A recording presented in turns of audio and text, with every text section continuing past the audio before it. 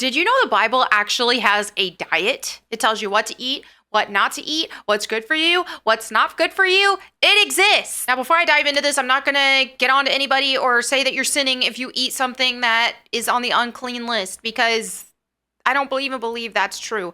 We are saved by grace, not by what we eat or what we don't eat. However, I do believe that the Bible set parameters on what's ideal to eat and what's healthier to eat versus what's not as healthy to eat, and what can even be bad for you to eat. So I think it was fun for me to do this for a year. And honestly, I'm still kind of mostly doing it now. I wouldn't even say kind of. I'm still doing it now for the most part.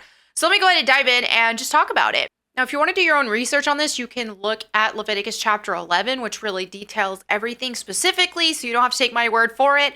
But God did tell the Israelites, hey, this is the clean food that you may eat, and here is the unclean food that is forbidden. Now, at the time during ceremonial law, and when God was there amongst the Israelites, and they were in his presence, there were some very, very, very strict rules, okay? Very strict rules. I mean, if they had pooped, they had to bury it, right? And if somebody had a skin disease, they couldn't go to the tabernacle, all this stuff.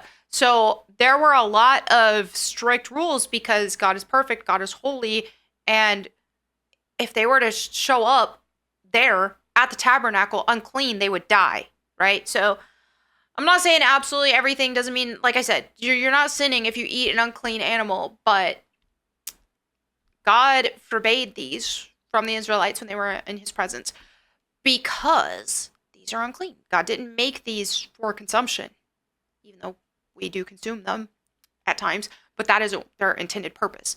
These are for our consumption and safe for our consumption. And what's amazing, and this really proves a lot of the Bible, one of the many, many things that does is because we've learned later down the road, this was before we had all of the scientific findings that we do now, and the science holds true with these lists. Very interesting. But anyway, let me go ahead and dive in. So here we have the clean animals, okay?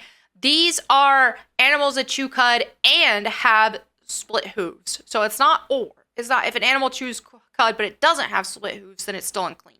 Or if it has split hooves but it doesn't chew cud, it's still unclean. So here are the clean animals examples. We have cow, sheep, goat, and deer. And then on the unclean, we have camel, rabbit, and that rock hyrax, I don't know what that is, and a pig. People don't like pig because bacon is good. And I know bacon is delicious, but it's on there. So I did, and then when you have fish, like fish, fins and scales, right? All of these, lack of fins and scales, or scales, unclean. Birds, you've got most non-predatory birds. And then you've got birds of prey that are scavengers, and there's a very specific list on that. Okay, and same with insects and creeping things.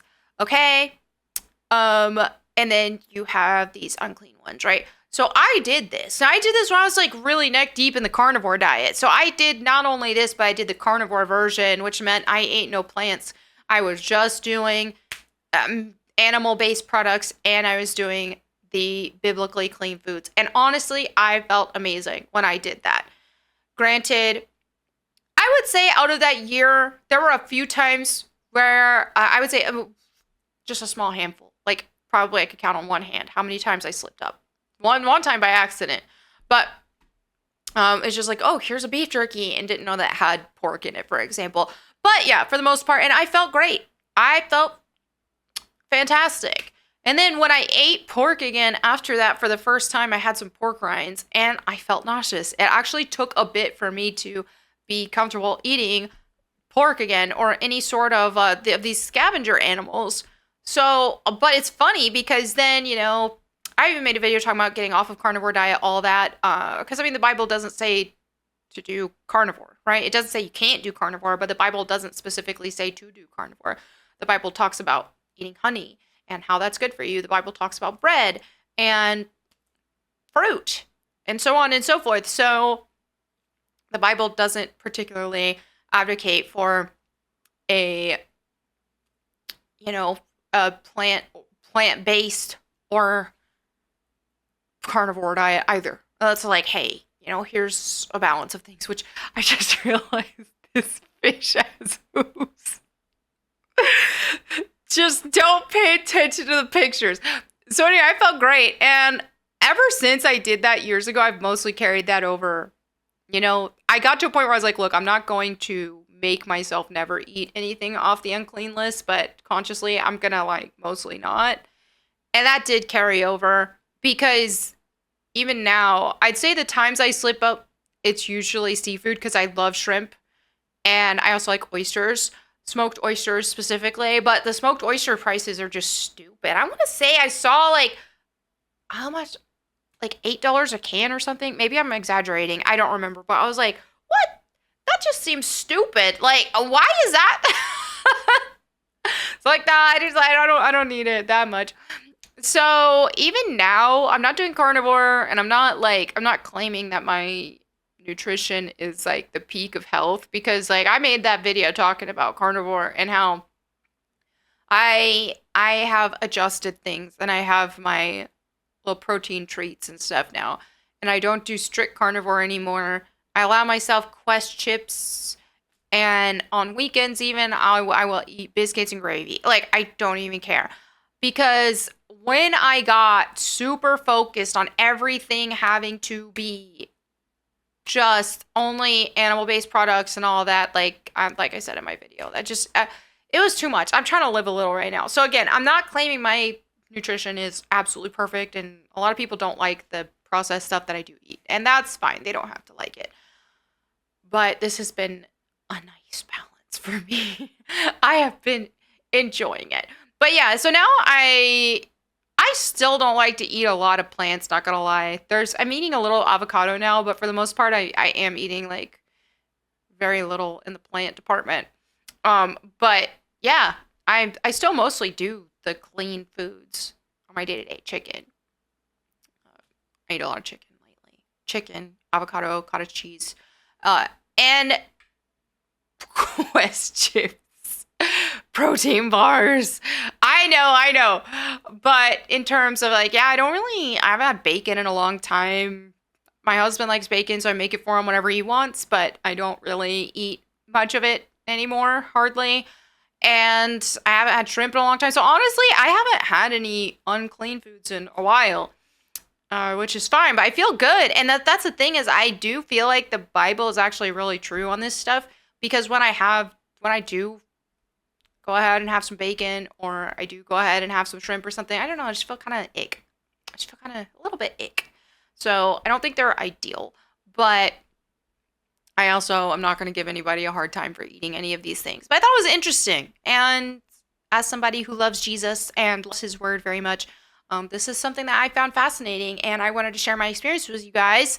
And I'm curious to know if any of you have also tried any of this and what you've found. I noticed from carnivore communities, a lot of people did end up cutting out pork, and they noticed improvement in doing so. So I think that's interesting, and I think that God was definitely, God in His Word, He definitely knew what He was talking about in terms of ideal. Now, the way that we prep foods now and cook it, because back then, especially with the way that they eat pork, pork was definitely not it. They weren't cooking at high enough temperatures to kill parasites and all kinds of stuff in it now, or then, well, which they still exist now. But I mean, these are scavenger animals. They eat crap, and you are what you eat in a lot of ways. And I have experienced with my nutrition, you are what you eat. It changes the whole way you think. That's why some people got mad in my video about Ariana Grande and the way she's eating, and I was like, well, she's eating mostly plants, so she's going to be in this. She's going to be more prone to having an eating disorder versus somebody who eats a whole bunch of meat because you think a lot you are what you eat in a lot of ways. And they didn't. They were like, what do you mean? No. And of course, I'm not saying only vegans have an eating disorder. I'm not saying only people who don't eat animal proteins. I mean, but I'm just saying I've noticed within myself huge changes in my mentality and my goals, my fitness goals, and the way that I think about myself and all of these things, and the way I carry myself when I eat more animal proteins. Well, I mean, good animal proteins. It's I want to lift weights.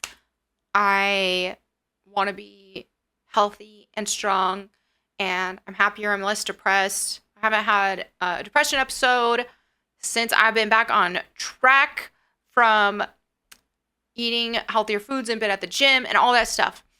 So, yeah. So if somebody's eating a bunch of like, if you're eating a bunch of junk, or if you're eating like, I imagine too, if you're just eating like a scavenger all the time, like that's probably going to affect you. Just like if you're eating like a bunny and you're only eating grass all the time, that's going to affect you and your mindset, your mentality. So, yeah, I think this is fascinating. And I think eating the way that God told the Israelites to eat is actually really healthy and good and honestly perfect.